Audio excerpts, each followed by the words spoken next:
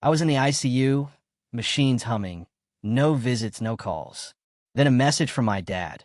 Send the money for your sister's wedding. I blocked him, cut off the whole family. And then I made a move nobody saw coming, the kind that froze the room and finally made them face what they'd done. My world shattered, not with a bang, but a text. I was lying in an ICU bed, alone, hooked up to machines when a message from my dad landed like a punch to the gut. Send the money for your sister's wedding. That was it. That was the moment I blocked him, cut off my entire family, and made a move so unexpected it stopped an entire wedding cold and forced them to finally face the truth. You know that feeling, right? When your entire world just shifts beneath your feet. For me, it wasn't a car crash or some big dramatic event. It was a slow, agonizing whisper that turned into a scream. The people I thought loved me more than anything actually saw me as nothing but a walking ATM. My name is Liam, and I'm 29. And I swear, I'll never forget the metallic taste in my mouth or the steady, relentless beep of a heart monitor as I slowly, painfully dragged myself awake in that ICU bed. My body felt like it had been run over by a truck, then maybe backed over a few times for good measure. The dimmed fluorescent lights and that antiseptic hospital smell hit me hard. I remember blinking, trying to piece together how I even got there. The last thing I recalled was collapsing in my apartment, foolishly thinking I just had a nasty flu. Turns out it was severe pneumonia, the kind that almost takes you out for good. When a nurse saw my eyes open, she gave me this gentle, almost sad smile. She asked if I wanted her to call someone. I nodded, my throat raw from the oxygen tube. I just knew my family would be frantic. I mean, I'd been missing for a day. I gave her my dad's number, and she stepped out. When she came back, she hesitated just for a second before saying, "No one picked up, but I left a message." I thanked her, trying to swallow the sudden sting. My dad, never without his phone. My mom, same. My younger sister, Chloe, practically lived on social media. I imagined a flood of missed calls, urgent texts, but hours blurred into a full day. Nothing. Not a single message asking if I was okay. It's crazy how fast being alone in a hospital bed can mess with your head. You have nothing to do but replay every choice, every relationship. Every single time you've bent over backwards for people who suddenly can't be bothered to even pick up the phone for you. I thought about all the times I'd covered Chloe's rent when she was short. The times I'd driven 3 hours to bail my parents out when their car broke down, or dropped everything to watch their dog so they could have a weekend getaway. And now just silence. On the third day, finally strong enough to sit up without the room spinning, my phone vibrated. My heart actually leapt. Finally, someone must have noticed. But when I unlocked the screen, it wasn't a call. It wasn't even a "how are you?" It was a single text from my dad. It read, "We need $50,000 for Chloe's wedding. Send it this week." I stared at the screen, my chest tightening, not from the pneumonia this time, but from pure, seething anger. 3 days of radio silence while I was literally fighting for my life. And the first thing I hear from them is a demand for money. Like I was just some personal ATM. I could practically hear his voice in my head. That tone he always used. The one that made it clear he wasn't asking. He was telling. I didn't reply. I just dropped the phone and stared at the ceiling, letting the rage simmer. I remembered every birthday that went ignored because Chloe had some drama they needed to handle. Every time I was told, "You're the oldest, Liam. You should help out more." And here they were, proving that nothing had ever changed. When I was finally discharged a few days later, I didn't go to their house. I didn't call. I went straight home, collapsed on my couch, and just stared at my phone for what felt like forever. I thought about every sacrifice I'd made for this family. The fact that they didn't even know if I was alive until I'd had to tell them myself. And then finally, I replied. Not how they expected. I told my dad, no explanation, no apology, just a simple, unwavering no. And then I blocked his number. I blocked my mom. I blocked Chloe. And for the first time in my life, I felt a flicker of something new. Freedom. But that was just the beginning. The calls from unknown numbers started within hours. The emails followed. Then messages from relatives I barely spoke to, all with the same theme. Chloe's wedding is in 2 months. Stop being selfish. They had no idea where I'd been. No idea what I'd gone through. And yet, Somehow, I was the villain for saying no. The guilt trips turned into insults. The insults turned into threats of being cut off from the family forever. And that, I think, was the moment something inside me just hardened. I stopped feeling sad. I stopped feeling guilty. I stopped feeling like I owed them anything. If they thought I was the bad guy for finally standing up for myself, fine. I play the bad guy. The next time I heard from them, it wasn't a message. It was something else entirely. Something that made me sit bolt upright and actually laugh out loud in disbelief. It wasn't because anything was funny.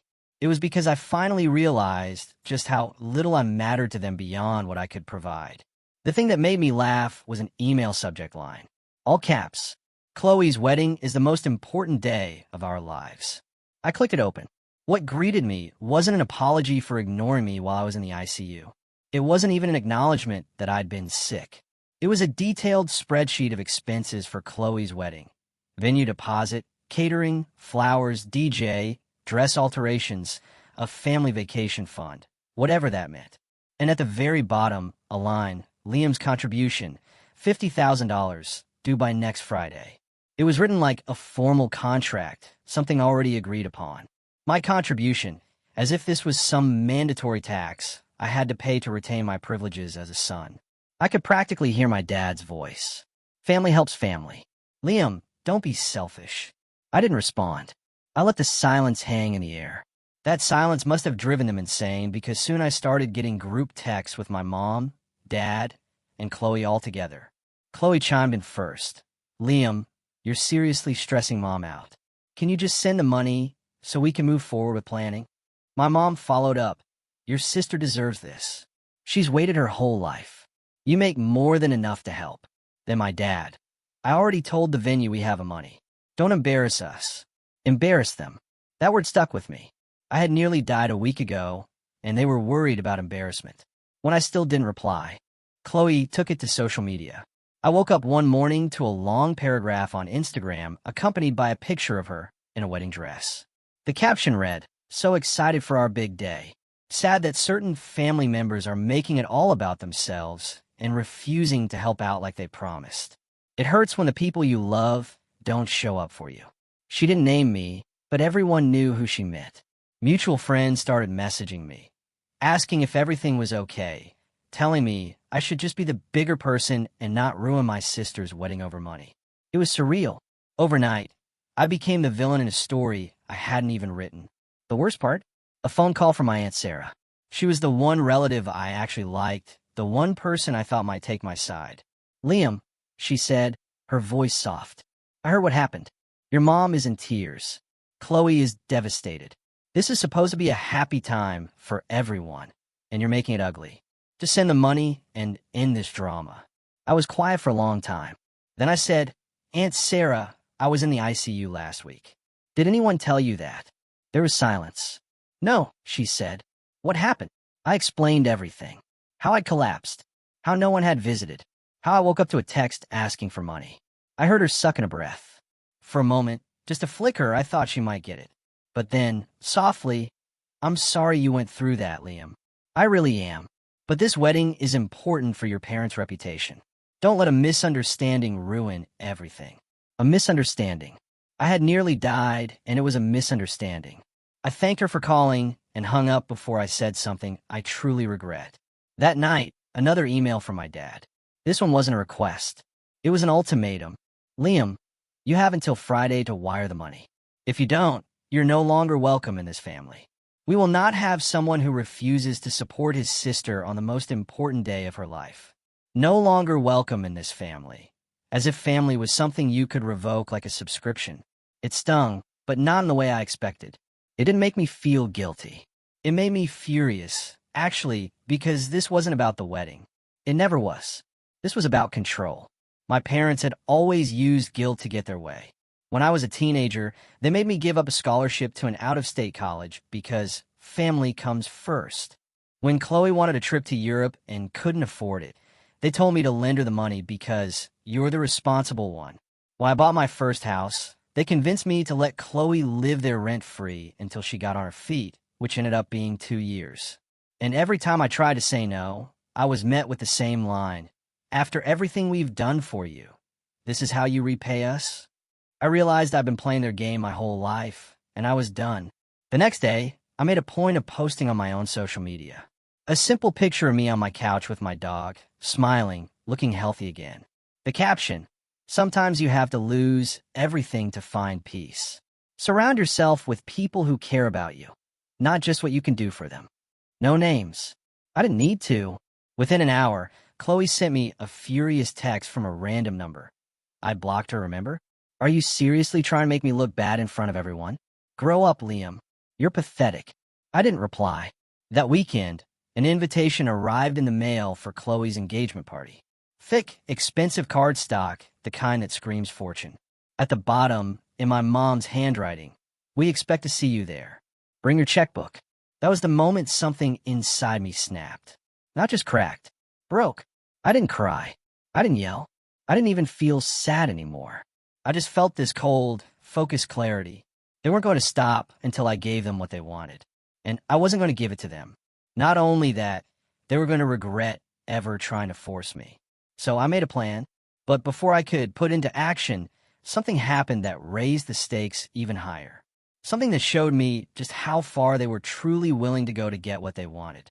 The day of Chloe's engagement party came and went. And true to my word, I didn't show up. I stayed home, cooked dinner, watched a movie. For the first time in weeks, I felt calm. I thought, maybe that's it. Maybe they'll finally take the hint that I'm done being their walking bank account. But then the real betrayal happened. It started the following Monday morning when I logged into my online banking to pay some bills. My stomach dropped. My savings account, the one I had been building for years, was down by $25,000. First, I thought it was a glitch.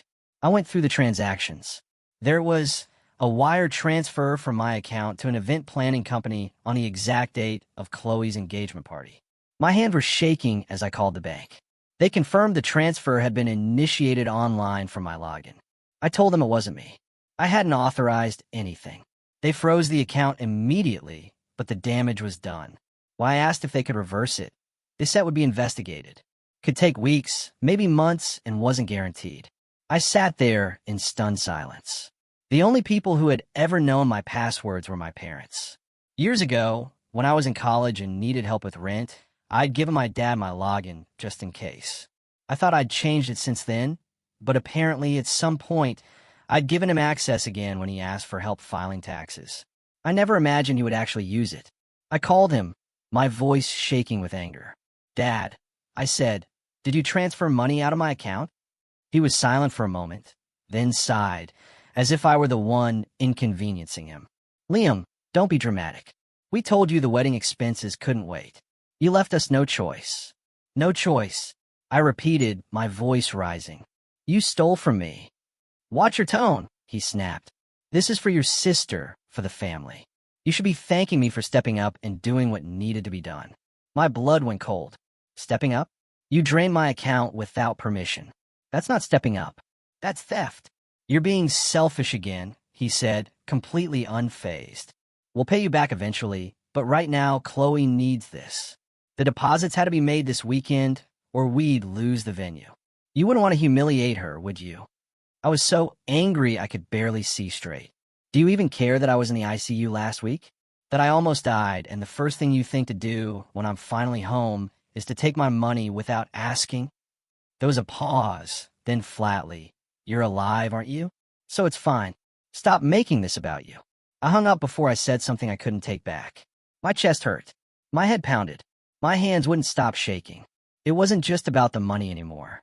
It was about trust, about respect, about the fact that my own father thought it was okay to violate my privacy and raid my savings just to throw a fancy party. An hour later, Chloe texted me from yet another random number. "Thanks for finally helping out. You should have seen the look on Mom's face when the planner confirmed the deposit. Maybe you do care about this family after all." I didn't reply. That night, I changed every password I had. Bank accounts, email, everything. I set up two-factor authentication and moved the remainder of my savings to a completely separate bank. I even contacted HR at work and told them to send my paychecks to the new account. I wasn't taking any chances, but the sense of betrayal stayed with me. Couldn't sleep. I kept replaying my dad's words. You left us no choice. As if I were some obstacle they had to work around. As if my money existed solely for them to use whenever they wanted. The next weekend, things escalated even further. I came home from running errands to find a car parked in my driveway. It was my parents. They were standing on my porch, my mom holding a folder of papers. I didn't want to let them in, but they refused to leave. So, I cracked the door open. What do you want? I asked. My mom gave me a look of disappointment. The same one she used to give me as a kid when I got a bad grade. Liam, we need to talk like adults. This cold shoulder thing you're doing isn't healthy. Healthy? I said incredulously. You stole from me. My dad stepped forward. We already told you we'll pay it back, but we also need to settle this once and for all. Here. He handed me the folder. Inside was a document labeled Family Agreement. It was basically a contract stating that I would contribute $50,000 to Chloe's wedding, with the $25,000 already taken counted as my first installment. At the bottom was a space for my signature. I stared at them, completely stunned. You came to my house to get me to sign this. This is about keeping the peace, my mom said softly. Once you sign, we can all move forward and put this behind us. Something inside me broke. Not just cracked. Broke. I realized this wasn't just about money. This was about control. About making sure I stayed under their thumb forever. I handed the folder back and signed and said, "Get off my property." My dad's face turned red. Liam, if you walk away from this, don't bother coming to the wedding. Don't bother coming to Christmas. Don't bother coming back at all. I opened the door wider and pointed to the driveway. Good. Now leave. They left without another word. But I could see the fury in their eyes. That night, as I sat alone in my living room, staring at that unsigned agreement, something shifted permanently. This wasn't a family conflict anymore. This was a war, and I was done playing defense. I was going to protect myself, my future, and everything I had worked for. And I wasn't just going to stop them from taking more. I was going to make sure they regretted ever trying to use me like this. What happened next set the stage for everything that followed. The revenge, the fallout, the moment when the entire family finally saw me not as their personal bank account, but as someone they should have never, ever underestimated. After they left that night, my house felt colder than ever before. I sat on the couch in silence, the unsigned family agreement lying on the coffee table like a poison I couldn't quite throw away yet. I kept staring at it, feeling the strange mix of grief and anger. It felt like I just buried something, the last shreds of hope that maybe one day my parents would treat me like a son instead of a resource. I didn't sleep that night. I barely slept all week. When I closed my eyes, I saw my dad's face red with anger, telling me not to bother coming back. I saw my mom's calm, almost pitying look like she was disappointed I wouldn't just fall in line. And I heard Chloe's smug little text, thanking me for helping out. I started questioning everything. Was I overreacting? Was I really being selfish? There were moments where I nearly convinced myself to just send the money and make it all go away. But every time I reached for my phone, I remembered waking up in the ICU alone, with no one there but the nurse who barely knew my name. That memory kept me grounded. It reminded me that this wasn't just a disagreement over a wedding. This was a pattern, one that had gone unchecked for far too long. Still, the silence was brutal. I hadn't realized how much of my daily life involved my family until it was gone. No text from my mom about family dinners. No calls from my dad to check in, which usually meant asking for something. No random pictures from Chloe showing off a new dress.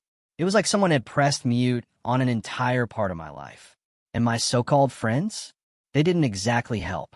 A few reached out, mostly to tell me I should just let it go, or family is family. One even said, you know, Chloe's wedding is once in a lifetime, right? You can always make more money. I stopped replying to messages after that. For a while, I let myself sink into that low place. I went to work, came home, and didn't do much else. I stopped cooking, stopped cleaning, stopped going to the gym. The house was quiet, but not in a peaceful way. In a hollow, suffocating way. I caught myself sitting in the dark more nights than I'd like to admit, just staring at the wall, wondering if maybe they were right about me. But slowly, quietly, something started to shift. Maybe it was the quiet itself. Maybe it was the fact that for the first time in years, no one was calling me with a new emergency to solve. Maybe it was just the clarity that comes when you've got nothing left to lose. One night, I got up, turned on every light in the house, and started cleaning. I scrubbed the kitchen counters, vacuumed the living room, organized piles of unopened mail. It wasn't about the mess. It was about reclaiming something. My space, my time, my life. When I finished, I sat back down on the couch, looked at the family agreement one last time, and tore it in half. Then I tore it again and again until it was nothing but confetti scattered across my coffee table. I took a deep, shuddering breath. That was the night I decided I wasn't going to keep playing defense anymore. The next morning, I opened a new notebook and started writing. Not an angry letter, not a rant. A plan. I listed every account my parents might still have access to, every joint obligation I'd ever agreed to with them, every way they could possibly reach into my life and pull the rug out from under me again. Then I wrote action steps next to each one. Closed joint emergency credit card. Done. Remove my dad as emergency contact at work. Done. Transfer investments to a new brokerage they don't know about. Done. I started thinking further ahead, too. If they were willing to take $25,000 without asking, what else might they try? Could they show up at my house again? Could they try to manipulate relatives into harassing me? Could they even try to take legal action if I refused to pay? So I made another list, people I needed to talk to. HR, to make sure all my personal info was locked down. The bank, to flag my accounts for any suspicious activity. A lawyer, just in case I needed one down the road. It wasn't just about protecting my money anymore. It was about protecting my peace of mind. But even as I was putting these pieces in place, there was still this gnawing ache inside me. The part of me that wanted someone, anyone, to say, we were wrong. We're sorry. We care about you more than we care about a wedding. That apology never came. Instead, a few weeks later, I got a call from a number I didn't recognize. Against my better judgment, I answered. It was my uncle, the one who lived out of state and rarely got involved in family drama. Liam, he said, his voice hesitant. Your dad told me what's going on. He said you've cut everyone off completely. I didn't say anything. He went on, look, I don't know all the details, but I do know this. Your parents are telling everyone you're unstable, that you've been acting erratic since you got sick. They said you're refusing to help because you're bitter and resentful. He paused. I figured you'd want to know what's being said about you. Something in my chest went cold. Not just because of what he said, but because I wasn't even surprised. They can say whatever they want, I said flatly. I'm done trying to prove myself to people who never cared about me in the first place. He was quiet for a long moment. Then he said, if you ever need a place to go, you've got family here. Just remember that. I thanked him and hung up. After that, something hardened in me completely. If they wanted to paint me as the villain, fine. I could live with that. But I wasn't going to let them get away with what they did. Not just taking my money, but trying to destroy my reputation when I refused to play along. That's when my plan started to grow teeth. It wasn't just about protecting myself anymore. It was about making sure there were consequences. And the perfect opportunity was coming sooner than I thought, because Chloe's wedding wasn't just a private family affair. It was a huge event with business partners, extended relatives, half the town invited. If they thought I was just going to stay quiet and let them spin their story, they were about to find out just how wrong they were. But before I could make my move, there was one last blow that hit me. Something that made me feel like I had truly hit rock bottom, but also solidified that I was on the right path. A letter arrived in the mail, a legal notice from my own father. It claimed that the $25,000 they took was a gift I had agreed to, and that if I didn't send the remaining $25,000, they would pursue all available remedies to enforce the family agreement. There was in black and white. My own parents were threatening to sue me. I sat there with the letter in my hand, my chest tight, my pulse pounding. And then, strangely, I felt calm. Completely calm. Because this wasn't a family fight anymore. This was war, and I was done being on the losing side. I remember sitting at my kitchen table, that legal notice still in my hands, my coffee growing cold beside me. Something just clicked in my head. It was the strangest thing. I wasn't angry anymore.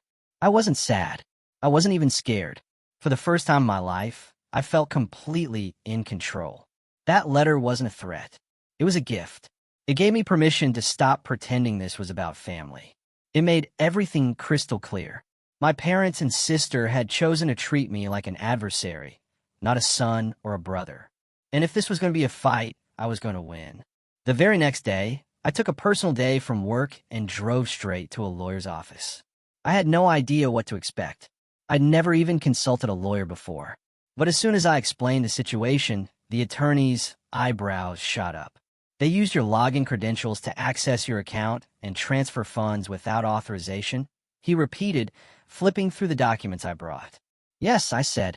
And now they're claiming I agreed to it and threatening legal action if I don't send more.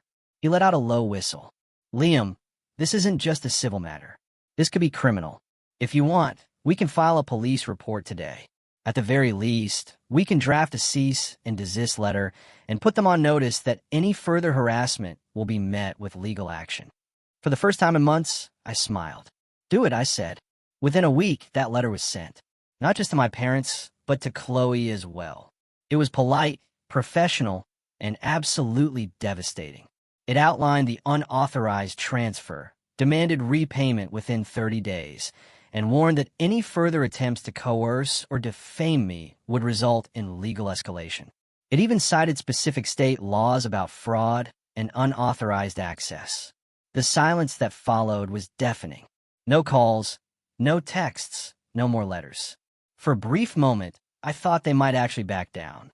In that quiet, I started focusing on myself for the first time in years. I cleaned up my diet, started running again, went back to the gym. The first week was hard. My body felt heavy from months of stress and inactivity. But by the end of the month, I could feel the difference.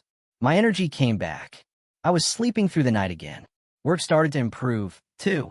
Without the constant drama of my family draining me, I was sharper, more focused. I started volunteering for projects I used to shy away from. My boss noticed. One day, he called me into his office and said, Liam, you've been killing it lately. There's a senior position opening up next quarter. You should apply. I did. And a few months later, I got the promotion along with a substantial raise. With the extra income, I started shoring up my financial position. I maxed out my retirement contributions, opened a high-yield savings account, and even dipped my toes into investing in a rental property with a friend from work. Felt good. No, it felt powerful to know that every step I was taking was securing a future that was mine alone, completely separate from my parents' influence. Meanwhile, word about the legal letter must have started spreading through the family grapevine because I started getting quiet, almost hesitant messages from cousins and extended relatives. Some of them wanted to hear my side of the story. Others just wanted to check in. A few admitted they'd been told I'd gone off the deep end, but now they were starting to wonder if maybe there was more to it. I didn't badmouth my parents or Chloe. I didn't need to. I just told the truth. That I'd been in the ICU, that no one came, that my account had been drained. Without my consent. And then I let them sit with that information. The tide started to turn. I noticed that Chloe stopped tagging certain relatives in her wedding planning posts. My mom's Facebook activity went suspiciously quiet. Even my dad, who usually couldn't resist sending long family updates, stopped posting altogether. It was like watching a ship slowly start to list to one side. Then came the real turning point. The bank finished its investigation. I got a call one afternoon from the fraud department confirming that the $25,000 transfer had been unauthorized. Not only were they crediting the money back to my account, but they also confirmed that the IP address used to initiate the transfer matched my parents' home network. I can't describe the satisfaction I felt in that moment. It wasn't just about getting my money back. It was about proof. Hard, undeniable proof that I hadn't made this up, that I wasn't being dramatic, that I wasn't the selfish son they had painted me as. Well, I told my lawyer. He grinned and said, "This strengthens your position considerably. If they try to push back, we have all the leverage now." And that's when I realized I wasn't just defending myself anymore. I was winning. The timing couldn't have been better because Chloe's wedding was getting closer. Invitations had already gone out, and apparently, it was shaping up to be the social event of the season. A massive venue, a live band, a guest list packed with business partners, distant relatives, and family friends. I hadn't been invited, of course. My name had been scrubbed from everything, but that didn't bother me. In fact, it gave me an idea. I started quietly preparing for the next move. I gathered every piece of documentation I had, the bank statements, the lawyer's letter, the confirmation of the fraud investigation, and organized them neatly in a folder. Then I had copies made, just in case. I also started reconnecting with certain relatives and family friends who I knew would be at the wedding, not to gossip, but to have casual, calm conversations where I simply shared what had happened from my perspective. I didn't exaggerate. I didn't get emotional. I just laid out the facts. The reactions were telling. Some were shocked. Some were angry. Not at me, but at my parents. One family friend even said, "You know, we've always suspected your dad was a bit controlling, but we never thought he'd go this far." I could feel the narrative shifting. And as I watched it happen, I realized that I didn't even need to crash the wedding or make some dramatic scene to get my point across. By the time the big day rolled around, half the room would already know the truth, and the other half would be wondering why there was so much tension in the air. But I wasn't done yet. I had one last card to play, one final move that would make sure my parents and Chloe understood once and for all that I was no longer someone they could manipulate or control. And as the wedding date drew closer, that plan started to take shape in a way that was smarter, sharper, and more devastating than anything I could have imagined back when this all started. Because I wasn't just a victim anymore.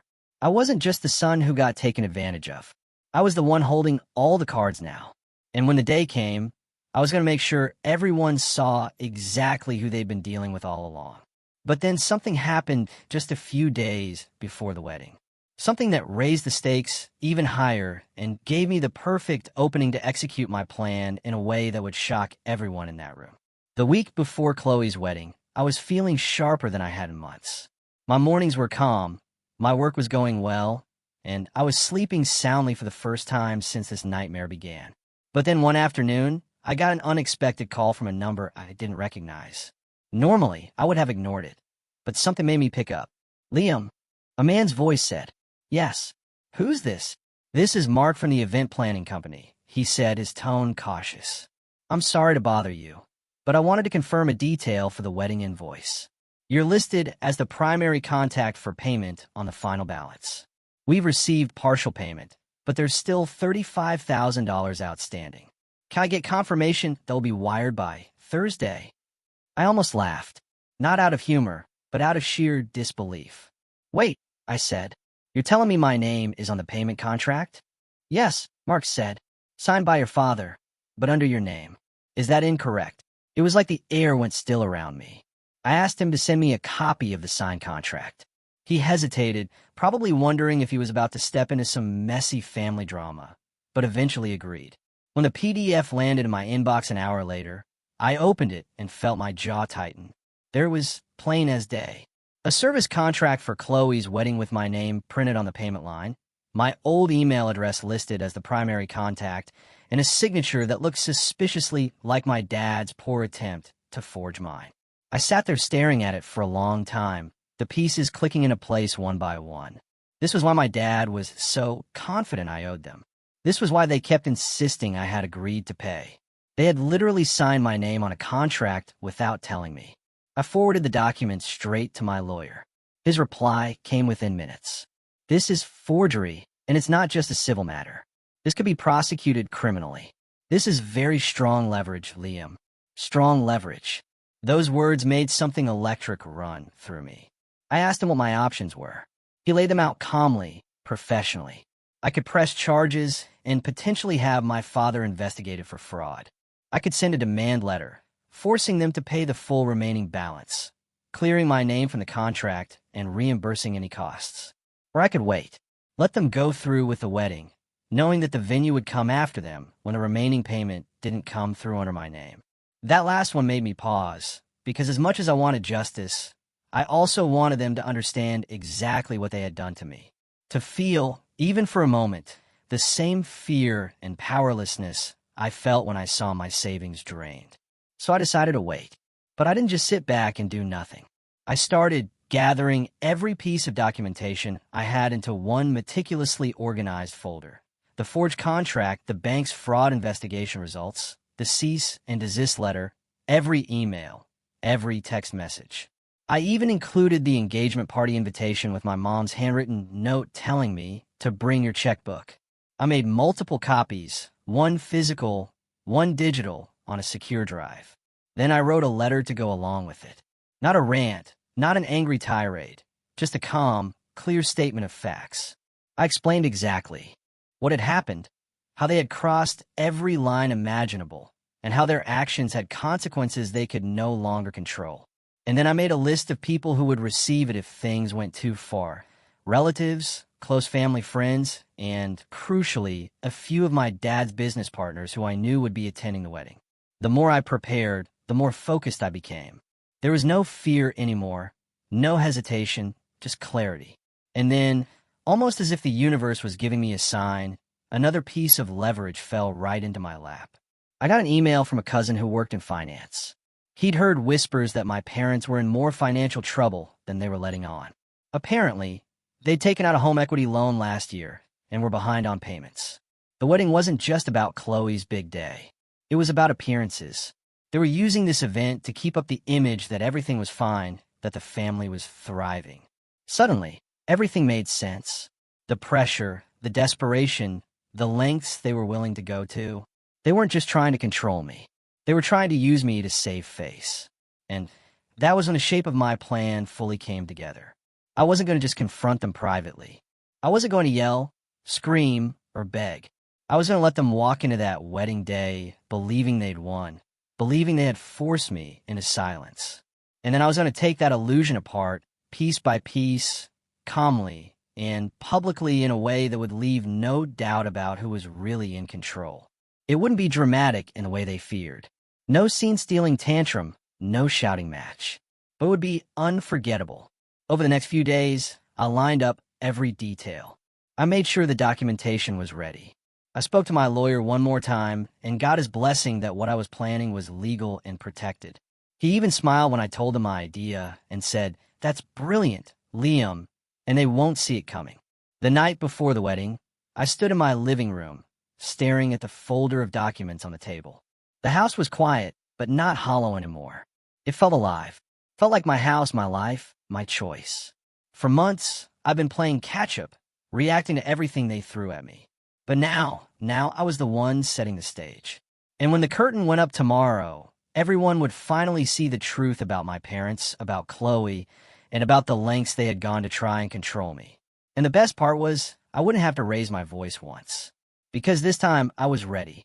This time, I had all the power. And by the end of tomorrow, everyone would know it.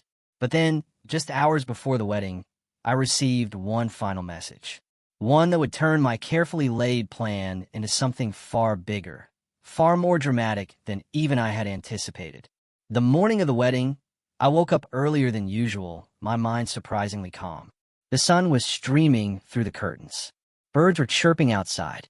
And for a moment, you wouldn't think today was going to be anything more than an ordinary Saturday. But as I showered and dressed, that quiet clarity I'd been carrying for weeks turned into a steady hum of determination. I had no intention of attending the ceremony. Not as a guest, anyway. But I'd been careful with my timing.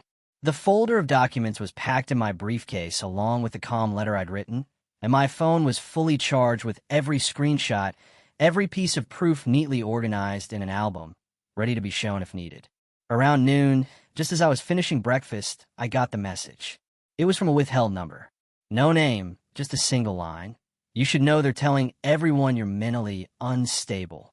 They said you tried to sabotage the wedding, and they had to cut you off for everyone's safety." I sat there staring at the message, a small laugh escaping me. Safety. That was the narrative they'd chosen now. That I was dangerous, unhinged, a liability. For a moment, I almost pitied them. They were so desperate to stay in control that they'd rather destroy my reputation than face the truth. But then I realized something. This message wasn't bad news. It was the final push I needed. If they wanted to drag my name through the mud in front of everyone, then everyone was going to hear my side, whether my parents liked it or not. I didn't go to the ceremony. I let that part pass quietly. But I knew there would be a reception afterward. A big one. The kind where everyone was seated at tables and speeches were made. And that was where I planned to deliver my quiet, calculated strike. I drove to the venue later that afternoon, parking far enough away that I wouldn't be noticed right away. The building was stunning. A sprawling banquet hall decorated with white flowers and golden arches. The kind of place that screamed, "Look how perfect we are." I waited until I knew everyone was seated and the first round of toasts had been made. And then I walked inside. The look on my mother's face when she saw me was priceless. Her smile froze. Her champagne flute halfway to her lips. My dad stiffened in his chair. Chloe, radiant in her dress, looked at me with open disgust. I didn't make a scene. I didn't raise my voice.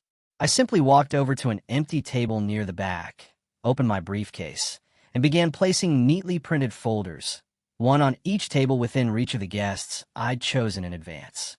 Each folder contained the same thing: the bank's fraud investigation results, the copy of the forged contract with my name on it, the lawyer's cease and desist letter, and my calm, measured explanation of what had happened. The room started to murmur as people opened them. Conversations quieted. Heads began to turn toward my parents' table. My dad was the first to speak. "Liam," he hissed, standing up. "What do you think you're doing?" I looked at him evenly and said, loud enough for everyone to hear, "I'm telling the truth." "You've had your turn." There was a ripple through the room. The kind of electric silence that means everyone is suddenly very, very interested.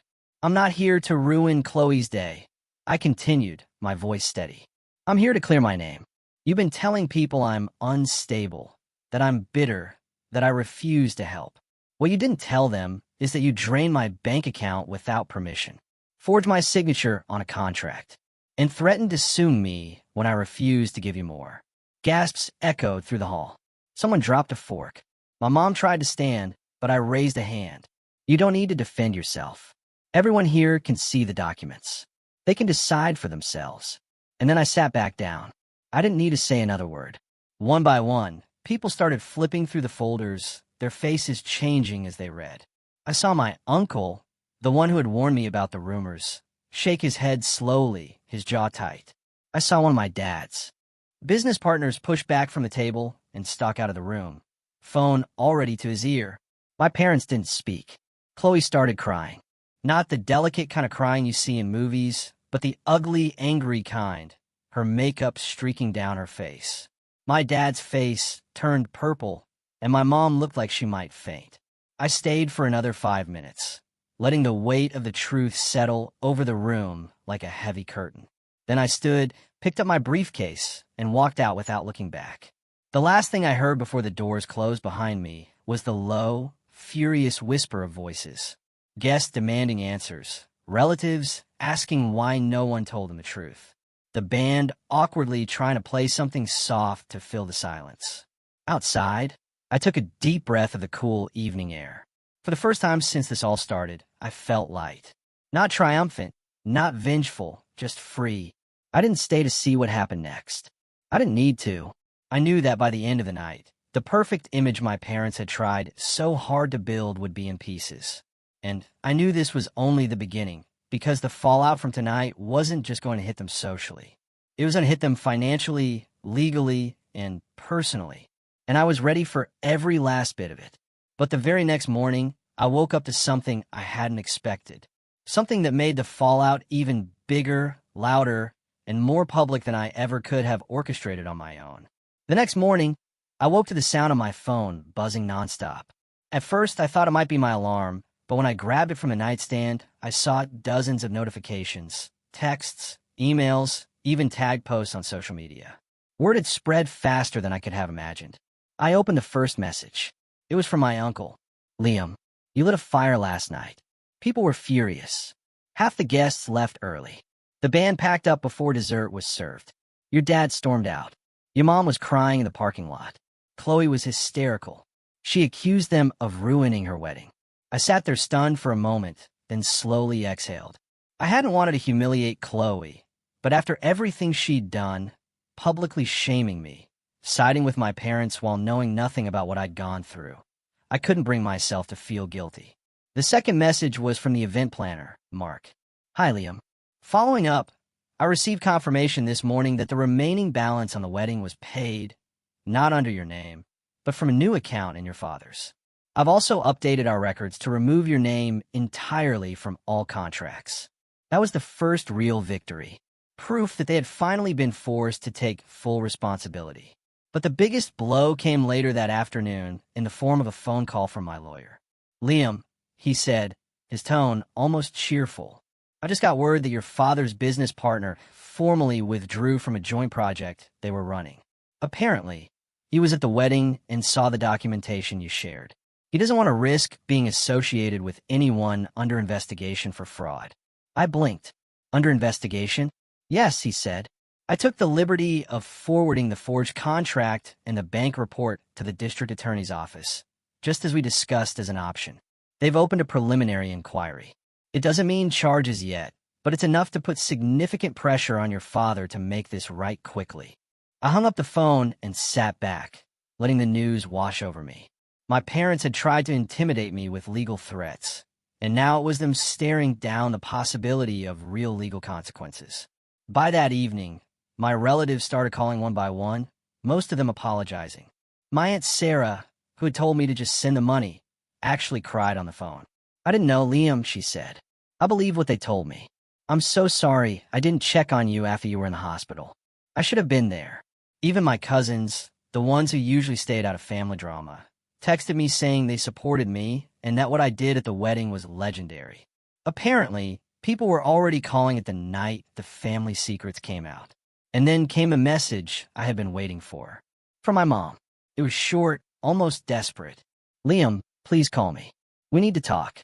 For a moment, I just stared at it. Weeks ago, I might have jumped at the chance, but now I wasn't sure what there was left to say. Still, something in me wanted closure, so I called.